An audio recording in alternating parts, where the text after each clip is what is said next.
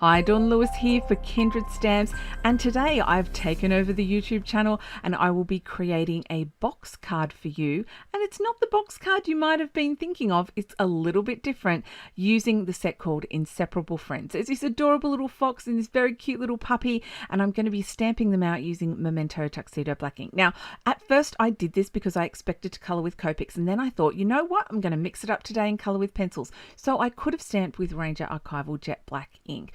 Now, when I did this stamping, I misstamped, and rather than putting down chunky extra layers, I just grabbed a multi-liner and drew the top of the ears in. Today I'm using Prismacolor Premier pencils. This is a 48 pack. If you are interested in seeing the colouring process, you can see that in a companion video on my channel. And my finished coloured puppy and fox, I've cut out, fussy cut by hand with a pair of small scissors.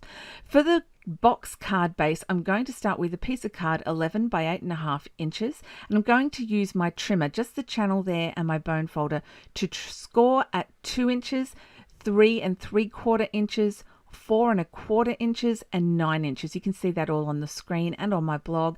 You'll also score in the other direction at 1 3/4 and 6 3/4 inches. So now we need to fold everything. Folding, you want to fold so that the line that you scored is on the outside. You can do it the other way, but that just kind of works better.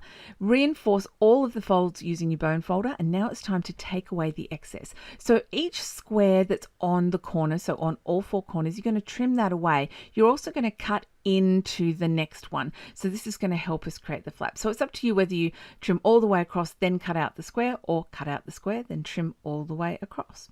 So we're going to fold those little pieces. Then I wanted to make these a little bit smaller, just for construction's sake, to make it a little bit easier to put together. So all of these pieces where we did that extra cut, I'm just using my grid mat to sort of go evenly in from each edge. And you can see I'm really not taking off very much. Like, it's such a small amount, I didn't even bother measuring it. But I'm going to do that for all 4 of these flaps, and it means when we come to put this card together, it's going to be a little less bulky on the edges where these sort of little pieces go. So once I've finished with this last flap here, and I think that means the cutting is done, but we do need to do the boxy folds. So I'm marking the center on those longer sides, and I'm going to use my trim again. If you've got a scoreboard, use it. I'm just going from my pencil mark down to the corner there. So I'm going to do that on both sides. So from the pencil mark down to the corner, and then from the pencil mark down to the other corner.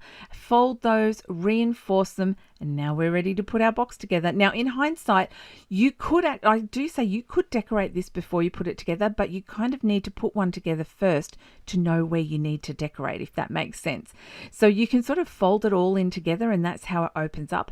And I've decided to use some 3mm double-sided tape. So I'm going to put that on all 4 of these flaps, and then I can fold the edges in. So we're going to peel off the release paper just on the 2 here on the right, fold that edge in, and then bam, it's going to stick down in the right spot. Pull off all the release paper on the other side, and we're going to fold that edge in, and look at this, we've got our box. Now you do want to go around and reinforce all of these. This card, I found mine kind of springs apart, but you could definitely put a belly band or something around it.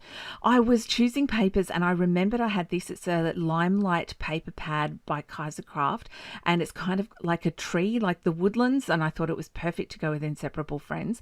So I trimmed a couple of panels that will go on the front. Now, in hindsight, I should have just trimmed it down to the height size instead of doing that later, but it doesn't matter. I got to the end eventually. So we've got 2 pieces that go on the front and 1 that goes on the inside. Now, it wasn't quite big enough. If I'd cut it from 12 by 12, I would have been right, but it was a 6 by 6.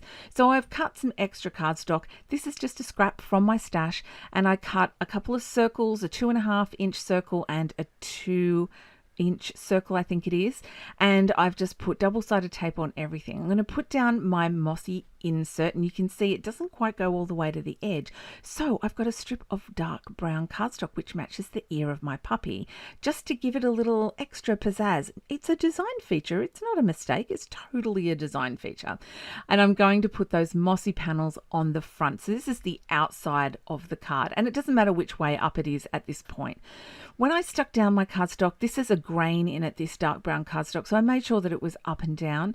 And then I thought, I wanted to add a sentiment to that other circle. So I thought about that and I added on all my little extra pieces. So these are just pieces I cut on a diagonal, and I thought I'll have a feature upper right and lower left. And so I just played with it a little bit, made it up as I went. I've got to admit, I rarely make a card in advance. I get a picture in my mind, I do a little sketch, I try and figure it out, and I just make it on the go. So what you see, this is my first try. So I've got the puppy on the right, and I'm going to use Tombow Mono liquid glue to put this one down, just so I can sort of wriggle it and get it where I want it to be. And I'm going to pop the fox on the top, and it's almost like he's sitting on a very stylized log, don't you think? So I'm just going to put a few acrylic blocks on top so that they dry down flat, and now I'm stamping my sentiment from this set onto a piece of one of those squares that we trimmed out of a corner. I'm trimming it down quite close to the sentiment, and I'm sticking it on top of the circle so that all of the words are within the circle. Then I just trimmed around using the edge of this circle as a guide, and there we've got our sentiment. Looks fantastic. Now you could ink around this if you wanted to, but I wanted to keep it kind of sharp and crisp and clean. And there we go. It still was lacking something, so I trimmed off this tiny sliver. I mean, absolutely minuscule, and popped it across the top of the sort of pennanty pieces of cardstock, and I liked that a lot better. It just balanced out the dark brown and the light brown. I just trimmed it in situ with my craft knife. So there we go. We have this gorgeous card. You could put a belly band or a ribbon or some elastic around it to keep it closed, or just pop it into the envelope as is. You could add way more in the way of embellishments. I'm not really an embellishment girl. You can write there or decorate there. You can write on the back if you want to. You could add a sentiment strip on the inside where you can write. It's a fantastic box card. It stands up on display, and I coloured with Prismacolor pencils today, not Copics like I usually do. If you are looking for Inseparable, friends, I will link to it below. You can find it at kindredstamps.com in the US. You can find it at dawnlewis.com.au in Australia, or Imelda and Jude in the UK.